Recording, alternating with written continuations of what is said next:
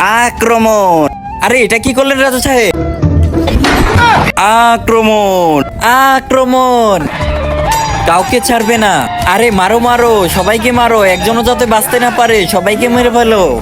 আরে সালা যুদ্ধ করতে পারে না, আজকে থেকে তোর রাজত্ব সব আমার হবে, আমার। ইয়া!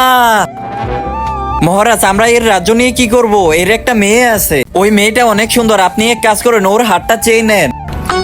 আমি তোমাকে যেতে দিতে পারি, কিন্তু এর জন্য তোমার মেয়ের হাত আমাকে দিতে হবে। হ্যাঁ, ছেড়ে দাও, আমি আমার মেয়ের হাত দিয়ে দিব। আরে আসুন আসুন শ্বশুর মশাই, আরে তুমি আমার মেয়ের হাত চাইছিলে না, এটা রাজার সামনে দাও।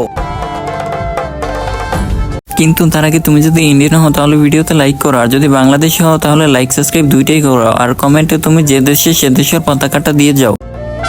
হ্যাঁ, আরে এটা কি? আরে তুমি তো আমার মেয়ের হাত চেয়েছিলে না, তার জন্যই তো আমি কেটে দিয়ে দিলাম। আরে আমি চেয়েছিলাম তোমার মেয়েকে আমার সাথে বিয়ে দিবে।